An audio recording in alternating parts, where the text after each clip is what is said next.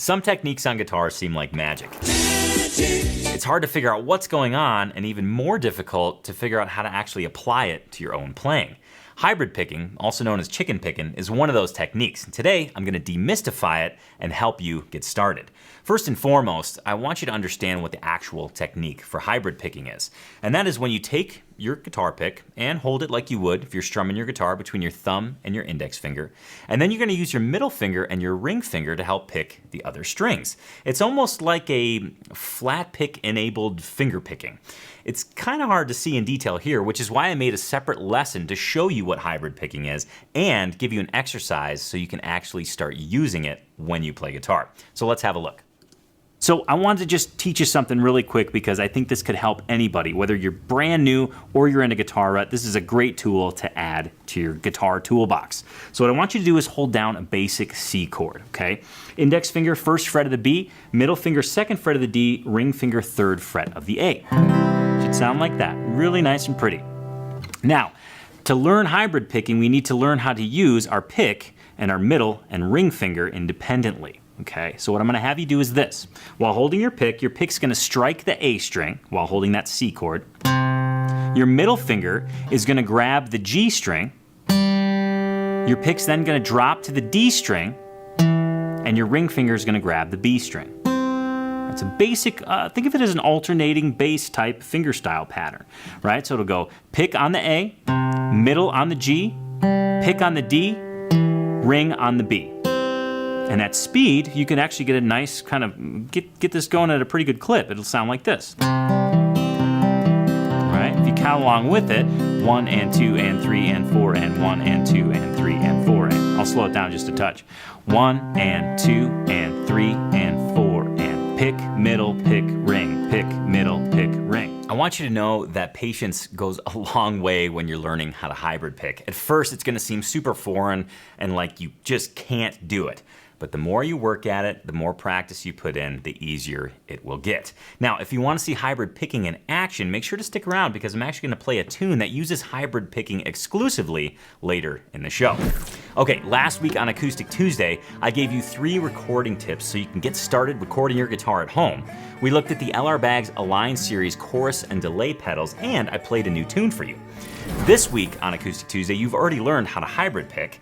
We're gonna look at the Fishman LoudBox Mini with Bluetooth, and we're gonna get a personal story of a guitar geek who's living their best acoustic life. All that and more right after this.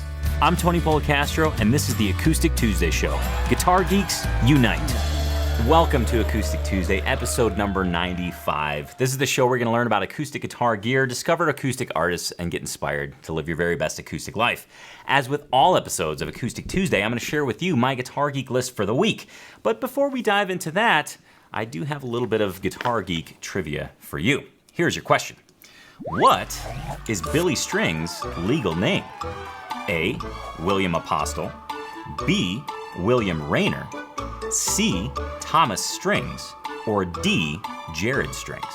Go ahead and ponder that, and at the end of the show, I'll be sure to give you the answer. Now, before we go any further, I do want you to know that Acoustic Tuesday is brought to you by Tony's Acoustic Challenge. Tony's Acoustic Challenge is an acoustic guitar program like you've never seen before. To learn how it can take your playing to the next level, please click on the link in the description below or visit Tony'sAcousticChallenge.com, and don't hesitate to request your invite today. I have a juicy Guitar Geek list for you today, but I'm not alone. I can't do this show alone, so I have to introduce you to Sir Noah Jacob Heckman Jr. the man behind the command center over there, pressing the buttons and doing all sorts of fun and exciting things that I don't find fun, but he finds fun. Tony, how are you? I'm doing really good, Noah. How are you doing? Fantastic. Noah, I wanted to ask you, being a bass player and a man of many styles when it comes to bass, does hybrid picking ever actually enter the bass world? You know, I knew you were going to ask me that, and I was already thinking of what I would say, which is probably a good thing that I was thinking about it beforehand. So, so as a bass player, I just like to learn. And so I wanted to, learn how to play bass with a flat pick. I originally started with just strictly finger style. Then I wanted to learn some slap techniques as well. So I was thinking about hybrid picking, and I thought, I've never actually done hybrid picking on bass like you showed in your lesson, you know. However, I like to be creative, and so there will be songs that I've been a part of writing where I would end up using a flat pick and then using fingers and even some slap in the same song. So I end up, you know, like figuring out a way to like hold on to my pick in my hand while I switch to fingers or slap and then come back to the pick. Yeah. So that's probably the closest I get to hybrid pick. It's cool. You know, I just a quick tip, because I thought of this randomly. I wanted to show everybody. One of the things that's interesting, and you made me think of this, Noah, is kind of like stowing your pick while you're playing. If you want to switch to, say, finger style and then go back to a flat pick, what I like to do is actually, I kind of just tuck the pick into my knuckles or like hand.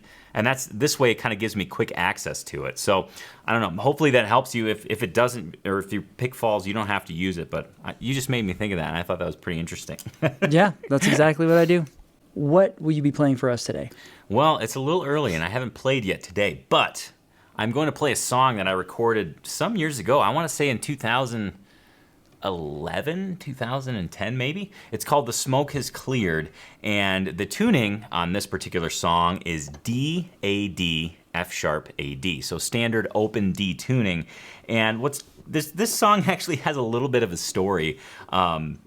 It started out as an exercise. It was just an exercise that I would do to actually reinforce hybrid picking and just get comfortable moving around in open D tuning. And I kept playing it and thought, you know, this is less of an exercise and more of a song. So it developed into a song, and I remember actually distinctly naming this song. I was driving down to a listening session after I had recorded it, and I didn't really have a name for the song yet. And I was driving down south of Livingston over in Paradise Valley, which is basically on the way to Yellowstone National Park. And I'm driving down, it's early morning, and the fog kind of settled in over the mountains. And as the sun came up, it started to kind of burn away that fog. And I know the fog's not smoke, but the thought of smoke clearing came into my mind. And there it was, the title of the song, The Smoke Has Cleared. Now, when I play the song, I want you to notice a couple of things. I'm using hybrid picking throughout, and I want you to take note of some of the shapes I'm using because they may help you in open D tuning. Plus, I should give a special shout out to the guitar that I'm going to be using. It's a custom Martin OM. I call it the Tuxedo. It's got a Swiss spruce top, high altitude Swiss spruce top, and a bird's eye maple back and sides. It's a very I'd like to call it a classy guitar. Very black and white, high contrast. Interesting headstock logo on it. And just a guitar I really like for its clarity, especially in open tuning. So let me give that a play for you.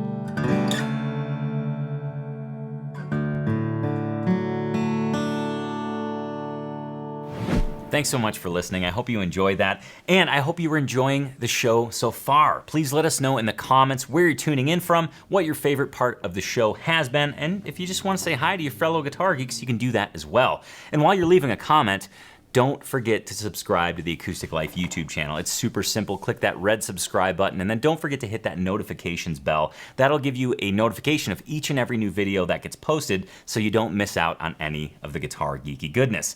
And there's a favor I need to ask of you. If you could please like this episode, it would do us a huge favor. In fact, it would do guitar geeks across the world a huge favor, because the more likes we get, the more likely guitar geeks are going to find the Acoustic Tuesday show. So help other guitar geeks discover Acoustic Tuesday by hitting that like button. We would greatly appreciate it, and so would the guitar geeks that discover the show. All right, moving on. I had a chance to spend some time with the Fishman LoudBox Mini just recently, the new version. Now, interesting story here. I had a Fishman LoudBox way early when they were still all black and kind of heavier, and I really enjoyed it because I used it as a monitor, and I thought it sounded really good. It had you could control the volume of the tweeter, so it had all these things, and I thought, you know, for a small amp, it sounded pretty big and robust. Now, I did have a chance to spend some time with an updated version, and this version that I'm about to share with you actually has Bluetooth technology. And you might be thinking, okay, why the hell would an amp have Bluetooth, and what's that even good for? Well, let me show you. So here's my experience with the Fishman LoudBox Mini. I get to spend some time with the Fishman LoudBox Mini today, and I am super pumped. These are the two guitars getting the call up for today. First, we've got a Bourgeois Country Boy fitted with the Fishman undersaddle pickup. Next, a Bourgeois OMSC fingerstyle fitted with an LR Baggs Lyric pickup. This way you'll get to hear the difference between an acoustic microphone pickup and an undersaddle pickup. Kind of looks like a guitar playing card.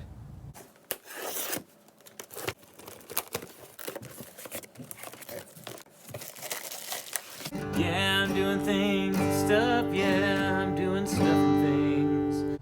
First off, the Fishman LoudBox Mini looks awesome. You gotta love the brown and tan.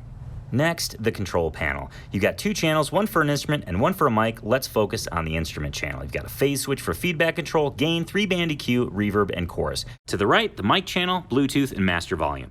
Now let's see how it sounds.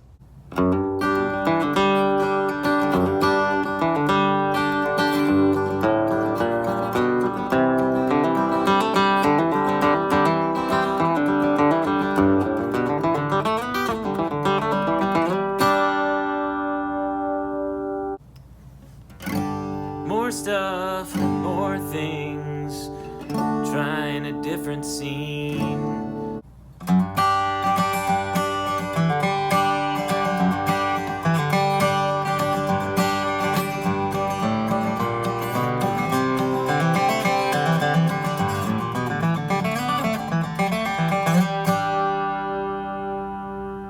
As you're about to see, I really dug this amp with the LR Baggs Lyric pickup in my Bourgeois OMSC.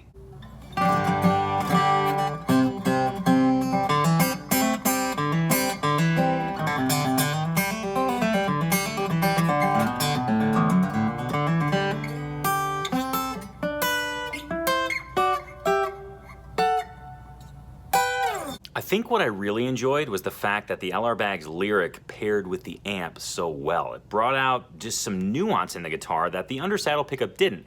Now, that being said, I think both pickups performed really well, but let's not forget we're talking about the amp here. This amp, for not a ton of money, sounds pretty darn amazing, and I'm pretty pleased with how simple the controls are and how easy to use it is. And I didn't even add the Bluetooth part yet.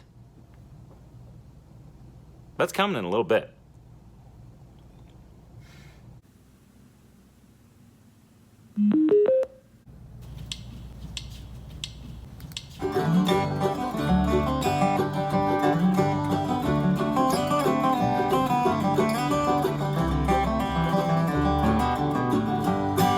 Some parting words on the Fishman LoudBox Mini. I have to say, I severely underestimated this amp. I thought it was just gonna sound okay. It sounds really good on a bunch of different pickups, so kudos to Fishman for that. Secondly, the Bluetooth. I literally thought the Bluetooth was just something added by the marketing department last second because, well, it looks neat. It's far more than just neat. It's incredibly useful. In fact, I was able to queue up a backing track, play along with it, and have a ton of fun in mere seconds. So 2 thumbs up on the Bluetooth. Overall, I want to give Fishman a full-on cheers of bourbon because I think this amp is just awesome. It's small and compact. It's not that expensive compared to other acoustic amplifiers. And, well, it's just fun. It makes guitar playing fun. Plus, if you want to practice, prep for an open mic, it's a perfect fit. So make sure to check out the Fishman LoudBox Mini with or without Bluetooth. They actually have a bunch of different varieties, and I think you'll be way impressed, just as I was. I hope you enjoyed hearing the Fishman LoudBox Mini and seeing my experience with it. Now, coming up, we've got an artist that pretty much lives in a dirty kitchen. I have to visit the mailbag, and you're not gonna wanna miss that because some really cool things showed up. And of course, your trivia answer is coming up. But first, I want you to get to know a fellow guitar geek. You know, as guitar geeks, we watch the Acoustic Tuesday show, and we're all kind of uniting on Tuesdays, but we never really get an in-depth personal look at an individual that is an Acoustic Tuesday viewer and an overall guitar geek. So I want to introduce to you Brian M., who happens to be a Tony's Acoustic Challenge member and a guitar geek extraordinaire. Here is his story.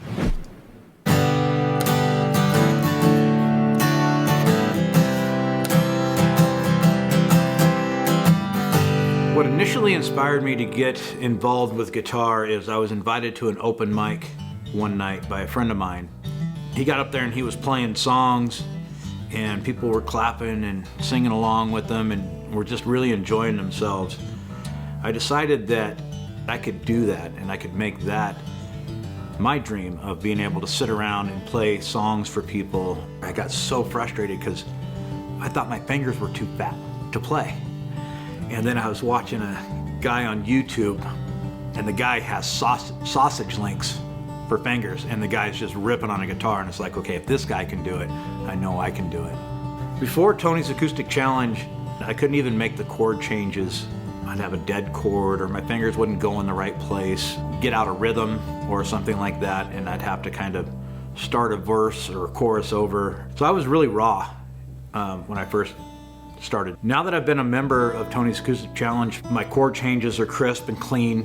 I don't lose rhythm. I'm not stopping and starting over again. Even if I miss something, I can pick up on the next one, you know, come back into it again. My fingers are a lot more agile. I never really realized what it would also do for me and my kids. Bringing my kids and myself closer together.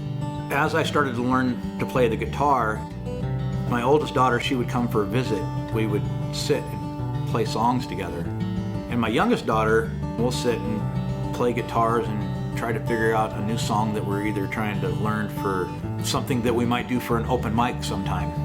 So it's brought both of my daughters even closer to me, which I had no idea that was gonna happen.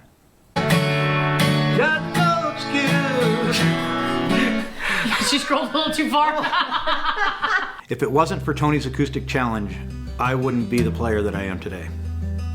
My name is Brian Markham, and I'm a guitar geek.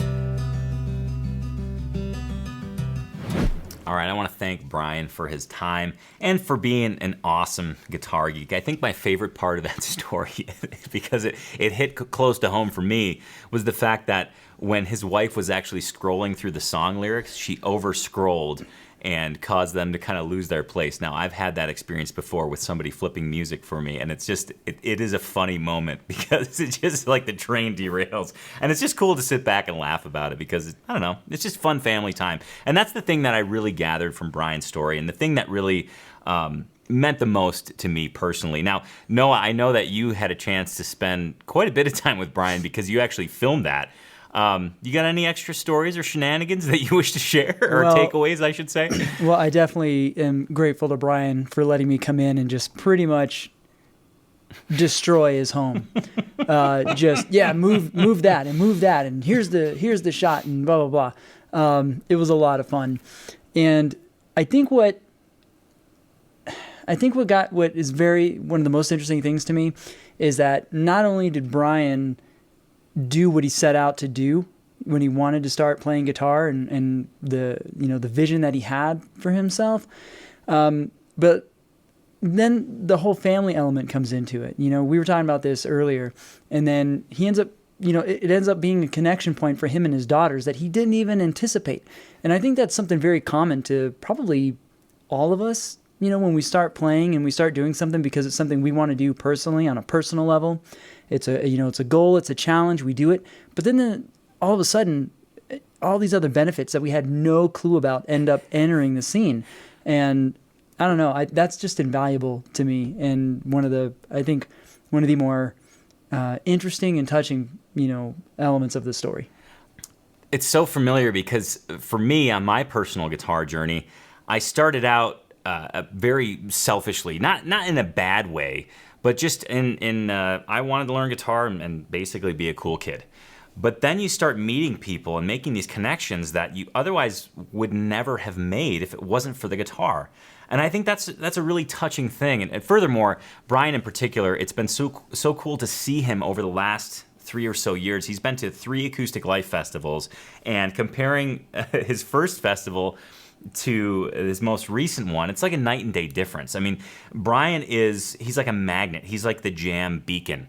He's the guy that people want to play with. He's the guy that really helps people feel at ease, and he helps them through songs, and people seek him out. And he's the guy that at the end of the night, he's like, hey, let's keep playing. Come on over, we're having a fire, let's jam through some tunes. And it's all about fun and connecting, and Brian really embodies that, and I just appreciate that. I feel extremely grateful to know Brian. I feel extremely grateful to have him as a Tony's Acoustic Challenge member, and I'm happy that has joined the ranks of us guitar geeks and just wants to live out his best acoustic life.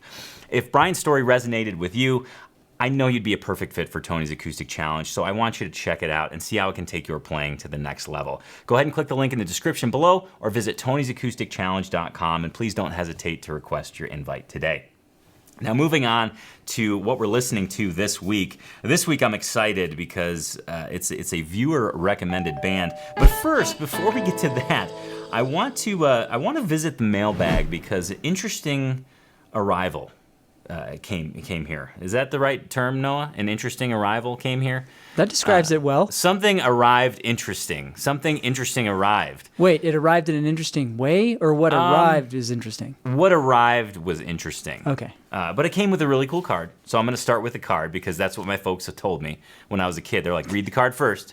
You don't just open the present. You read the card so you know who it's from. And it has an eagle on the top. And I like that because it reminds me of Eagle Rare Bourbon.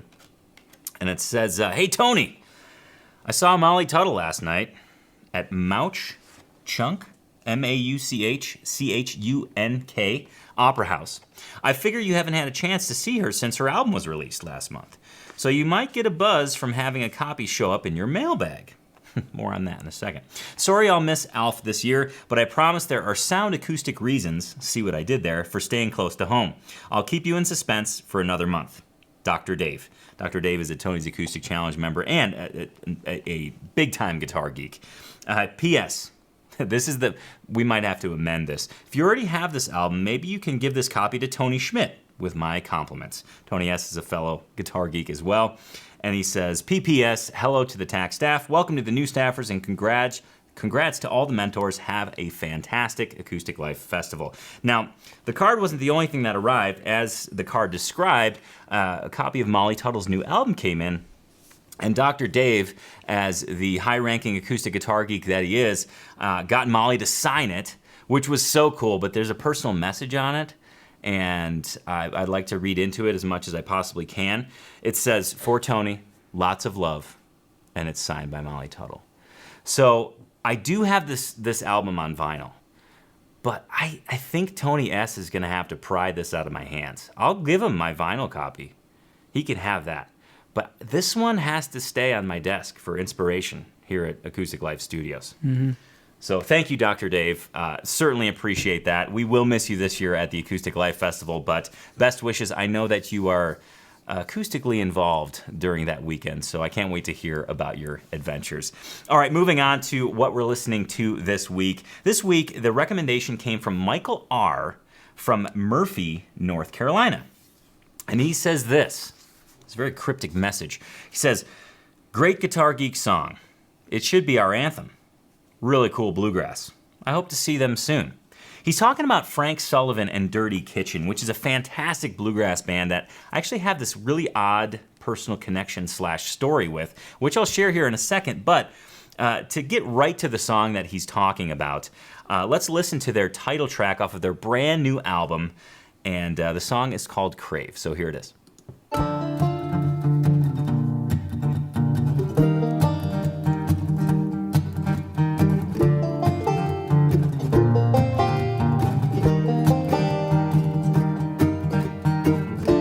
Scent of regret, scenes in my head, how it really went and hoped it would be. Taste of love, hunger for your touch, never enough to satisfy me. The more I crave.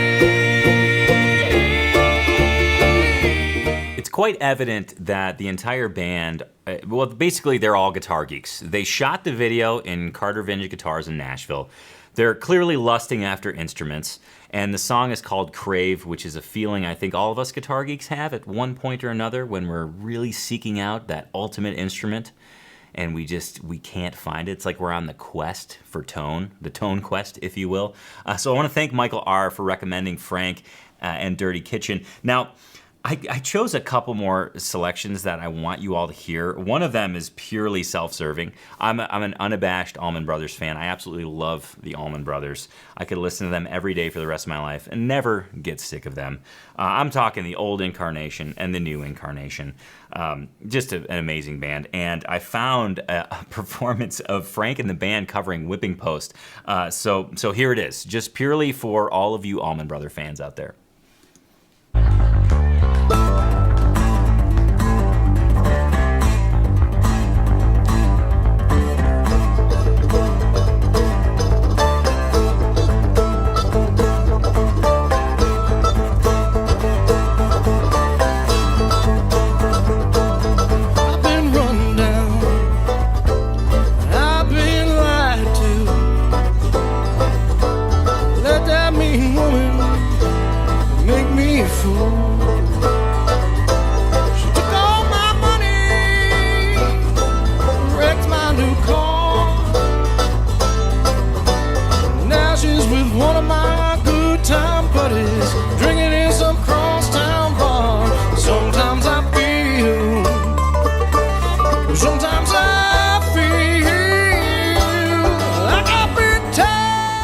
I'm glad we got to listen to that. I think they did a great job of covering that. I want to mention that the bass tone was dead on in that performance, like dead on. As soon as it started, if you have your eyes closed, it's kind of like, whoa, that sounds just like the Allman Brothers, the Fillmore East.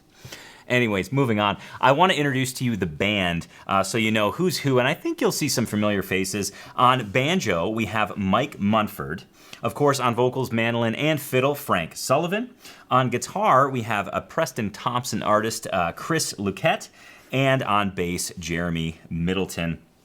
And because I think Chris is an amazing guitar player, and this is an acoustic guitar show, I wanted to find a performance that really just showed Chris melting face. So put your welding masks on, because after you see this and hear this, your skin may begin to melt. And I don't want that to happen. I can't deal with that, knowing that guitar geeks would be harmed watching this. But prepare to get your face melted if you don't have a welding mask. Here is Frank Solivan and Dirty Kitchen playing the song She Said She Will.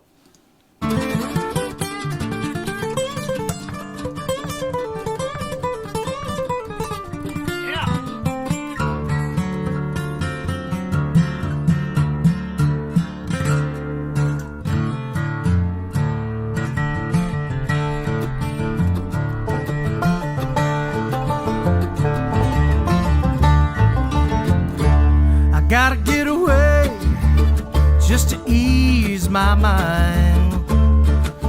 Beyond Chris's guitar playing, because that totally floored me, I think what I like the best about this performance is the dynamic that's created between Frank and Chris right at the intro. Because Chris is just blazingly playing lead guitar and kind of cueing up the song. And it just drives Frank to just do the like, when the music hits you. I don't know, I thought that was pretty awesome. So here's a quick rundown of the albums that Frank Solivan and Dirty Kitchen have released thus far. In 2019, actually January of this year, they just released If You Can't Stand the Heat. Pretty cool because of the Dirty Kitchen thing. And then Cold Spell in 2014, preceded by On the Edge in 2013, and then their very first album, the self-titled album, Frank Solivan and Dirty Kitchen in 2010.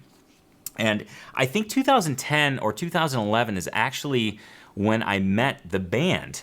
I played locally with a bluegrass band here in Bozeman, the Bridger Creek Boys, and we somehow got booked at the Kootenai River Bluegrass Festival, which is way up north in the state, beautiful area. And the headliners for that weekend were Frank Solivan and Dirty Kitchen. So this was my first bluegrass festival that I was participating in as an artist. And it was just a really fun experience because the surroundings, we were basically in the middle of a national park. It was gorgeous, right on the river. And we played our set. I was nervous and really wasn't enjoying things until after our set because I was so anxious. But after the set, it was cool because I got to kick back, watch Frank and the band play. And then afterwards, things got way cool because they stayed up pretty late and jammed. And I got to witness and partake in some of the jam. And although I'm pretty sure Frank and the band probably wouldn't know me today because I was just kind of very sheepishly in the corner at the jam, I did have a chance to make some music with them, which was pretty awesome.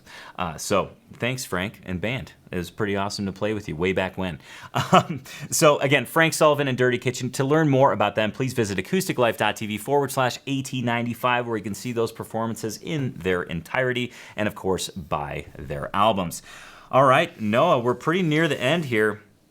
And I'm pretty excited because I get to reveal the Guitar Geek trivia answer. But just as a reminder, here was your question. What is Billy Strings' legal name? Is it A, William Apostle, B, William Raynor, C, Thomas Strings, or D, Jared Strings? And although Noah would like you to answer Jared Strings because that name makes him laugh, it is not Jared Strings. The answer was A, William Apostle. Billy Strings was born William Apostle, named after his grandpa, on October 3rd, 1992, in Lansing, Michigan. He was born on his grandpa's birthday. In Lansing, raised in Moorhead, Kentucky, and then the family eventually settled in the small town of Muir in Ionia County, Michigan. I hope I said that right. Along with bluegrass, Billy was also a rock and metal fan, influenced by Jimi Hendrix, Johnny Winter, and Black Sabbath, and played in hard rock and indie rock bands in his teens. Apostle got his moniker, Billy Strings, from his aunt, who saw his ability on multiple traditional bluegrass instruments. Now, I think this is cool on so many levels, but the fact that he cited Johnny Winter as an influence, I mean, that just hits home with me because Johnny Winter was like my first guitar hero. And the fact that he likes metal and played in metal bands, that just brings us even closer. Although he doesn't know it, I think Billy Strings and I are destined to be friends at some point. All right, well, let's land this ship, shall we, Noah?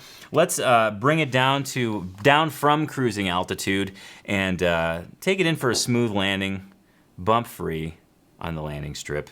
Get all the passengers to where they're going, and of course, cite the proper baggage claim location so you can all pick up your Guitar Geek luggage. Next week on Acoustic Tuesday, you're gonna find out about the best acoustic guitar bracing pattern. We're gonna dig deeper into one of Will McNichol's favorite guitars and learn about a must-attend Colorado Music Festival. Yes, that will happen next week on Acoustic Tuesday. Thank you so much for sharing your time with us today on this week here at Acoustic Tuesday. We certainly appreciate it. We love hanging out with you Guitar Geeks every single Tuesday at 10 a.m. Mountain Time here on YouTube. And of course, for your Acoustic Tuesday fix in between Tuesdays, I want to urge you to visit acousticlife.tv, where much more guitar geeky goodness awaits you, and even little guitar geeky Easter eggs are littered around the site. So please click around, have fun, and remember, everything you purchase off of acousticlife.tv is through an Amazon referral link. We get a percentage of those sales, and then we pass that very same percentage on to Guitars for Vets as a donation on behalf of all the guitar geeks that watch Acoustic Tuesday. Again, thanks for joining us today, and we'll see you next Tuesday on Acoustic Tuesday. Guitar Geeks Unite. Cheers.